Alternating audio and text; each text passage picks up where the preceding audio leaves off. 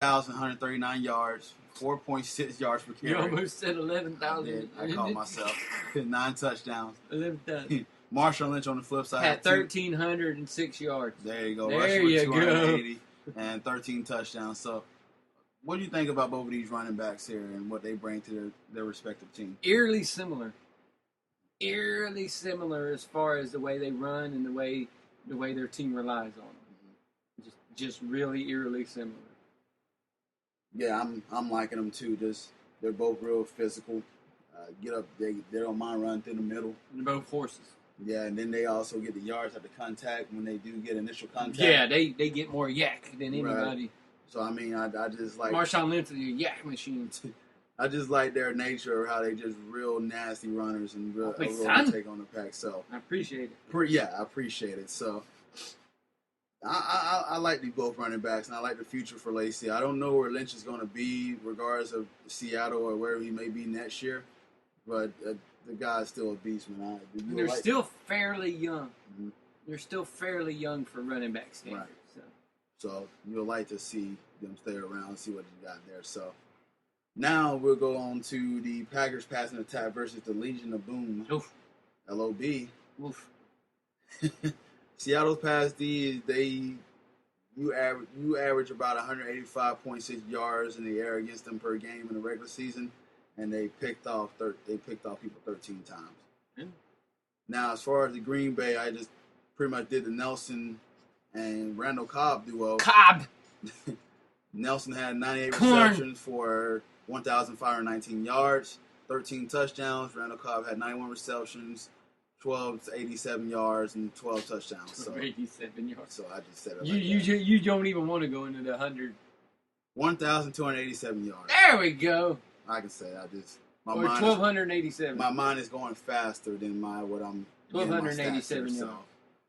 Now, your thoughts about this as well here. I mean, don't you want to say, what did you give somebody last week? You gave Marcus Mariota like so many yards. Yeah, like shoot 100. I'm like, whoa, that's a lot of yards. A lot of yards. A lot of yards in a year. In a year, it's crazy.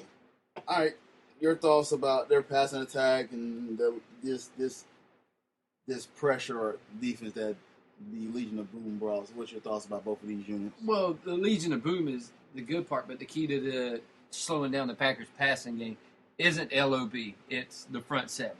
The front seven is going to be the key to shutting down the Packers' passing attack because they're that good because they can get that kind of pressure. Right. That's why their secondary is so good. And the one member of the LOB that's going to actually probably I see having the most effect on the game is Cam Chancellor because he comes up. He comes up in the box, he blitzes, he does all this stuff, and he affects the passing game being a rusher more as being able to shut down those crossing routes and everything than being one of the guys that stays back like a typical safety and waits on the ball. He's a ball hawk way in front of where he should be. And then you got Earl back there, and you all know the corners. But that's going to be the key is how much pressure their front seven can get, especially with Aaron Rodgers not going to be able to get around that good. But that's the key. I think the LOB is going to be what they always are. But the key thing is what's that front seven going to do? Right. Having Wagner and Bennett back and everybody, like I've been saying, as soon as they came back, that whole defense completely flipped back around and came back to being the defense that everybody knew. Jumped them all the way back up to 1. Oh, yeah. Well, yeah, these two receivers going to have their hand full against this region. And Kevin's right. It's going to be the take. This how the front seven is going to have to bring pressure against Aaron Rodgers if he's going to have enough time to get the ball to these two gentlemen here. But these two guys have wonderful seasons. They're very impressive what they've been doing. They're both just really good at catching the ball deep. And so once you can air it out and Aaron Rodgers can do that, and whenever he scrambles and actually create more time, they know when definitely when he was able to do it. Right. Yeah. And so they would come back and then run. Right. It was just perfect that, when Aaron Rodgers' thing broke down for him, he was able to kind of find Aaron Rodgers and try to trail him a little bit and get to him. So these two good, they're just so talented with these two receivers here. So they're running against a great defense here, and it's going to be hard to figure out with these guys. And You really hope that Aaron Rodgers has some time to give him the ball and see what they could do against this Legion of Boom.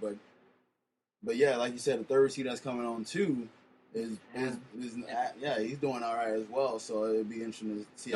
He has that completely different thing that they didn't have at that first game. Mm-hmm. He adds that they'll be able to go to Richard Sherman's side because they actually have somebody over there that's competent. Right. As in earlier in the year, they didn't have nobody on that side of the field that was competent. Which is what they said. They were like, "Hey, we didn't go over there because we don't have confidence in the dude that was over there." Right. And now you got Adams. He's been doing good things. He had a big game last week. Mm-hmm. Now they're like, "Hey, we can throw it to this guy," but you're still throwing it against Richard Sherman. Yeah, exactly. Your thoughts on who this? Last week you found out you don't throw against Richard Sherman. No. Richard Sherman takes the ball back.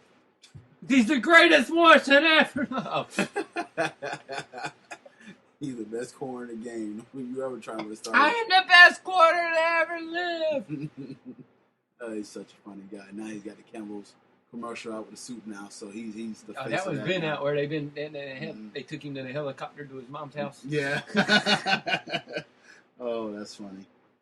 All right, now in your opinion, who needs to have a bigger game to get A1 in Seattle? The Nelson and Kyle combo? Eddie Lacy. Eddie Lacy needs to have the big game. Slows everything down when your running game's going.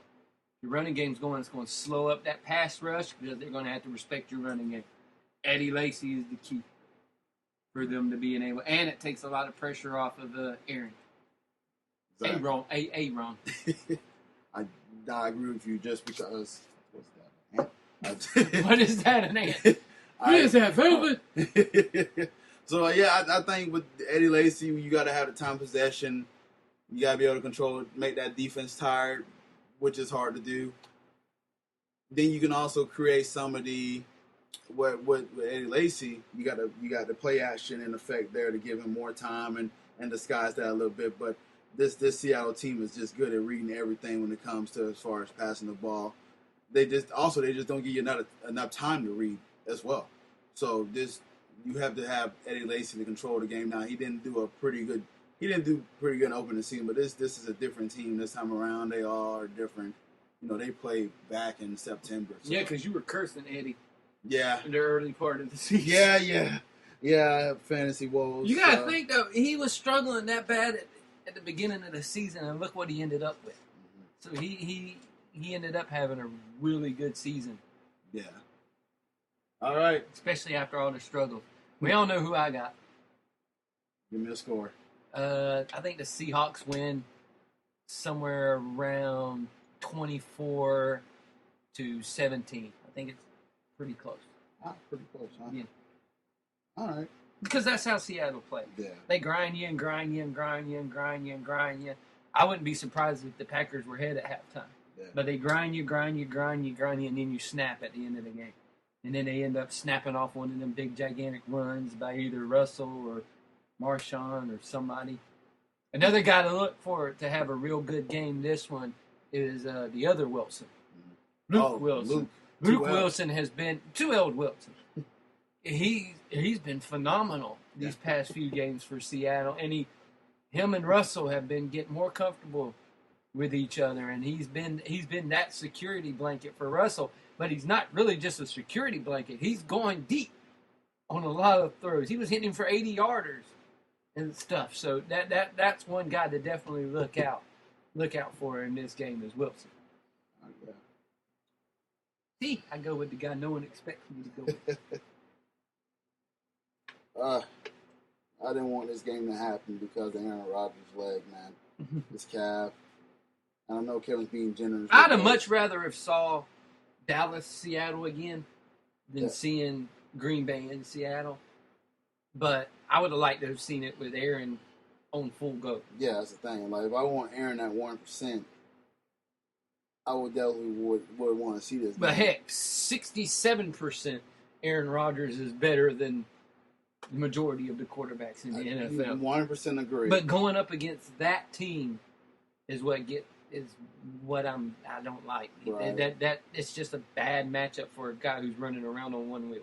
It concerns me, man, because if Aaron can't move around We always seen what happened to a guy who was hurt and was running around kind of gimpy already in Cam. Yeah. I think this is going to be a blowout, man. Seattle's going to blow them out. And I guess in the blowout probably by 2 touchdowns because they're going to control the clock. Russell. A blowout for Seattle is like 10 points. Right, exactly. That's because when you're watching the game, you can see that Seattle's controlling every single thing.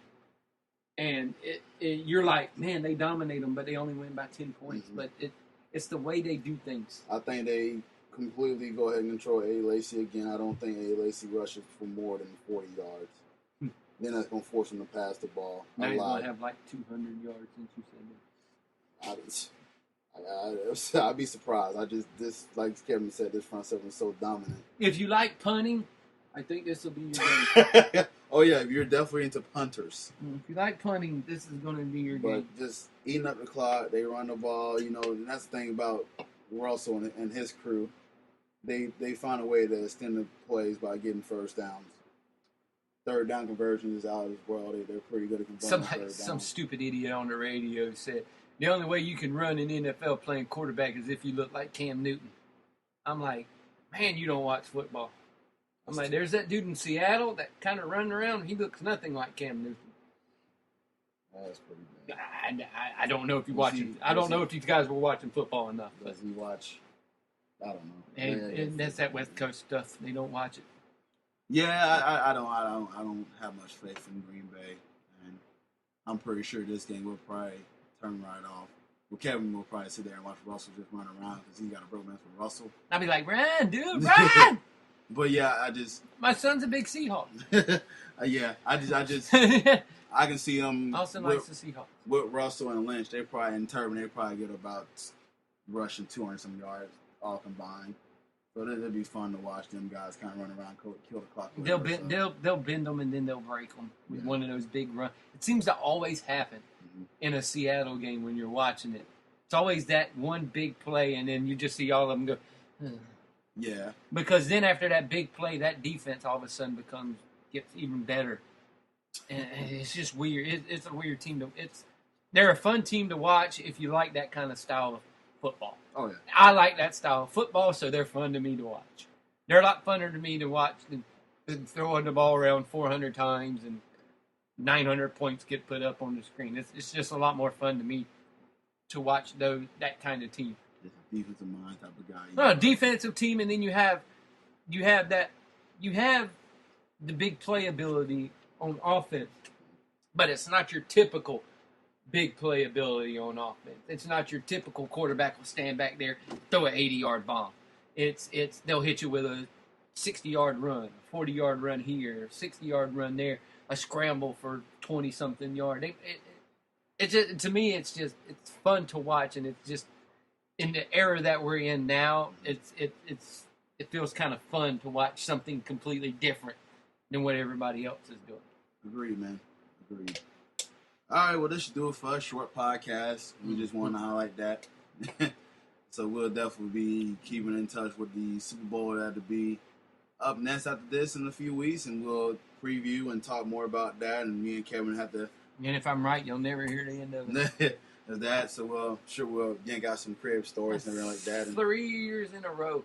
Fun game. So if this happens, this will be 3 years in a row that I've called the Super Bowl. Just the teams in the Super Bowl. 3 years in a row. There you go, Kevin. The past 2 years, I've actually called the winner. The teams in and who won it. So, I don't know. I'm getting good at this. Someone come over here and toot Kevin Horn. Make him feel pretty good. So, but no, he hasn't been on the money the last few years, so he's been good at picking that. So he actually need to go ahead and give me the winning lotto numbers if we. No, I can only give you winning Super Bowl teams. If you're going to Las Vegas and you need to make a bet at the beginning of the year, I'll give you who I think is going to win, and you can go and do it. And I'm sure Kevin said, "Hey, make sure you give me a cut of that too." Because the one that really got me was when Baltimore won it. No one thought Baltimore was going to win it. And I was like, it's going to be Baltimore. And who was in it? Baltimore. Who they beat, man? Who the hell did they beat? I called it, and I don't even remember who they beat. All right, let's take a look right quick. Baltimore and San Francisco. Yeah, Baltimore and San Francisco. It was the lights out game. Yeah, there we go. Because the year before, San Francisco made it to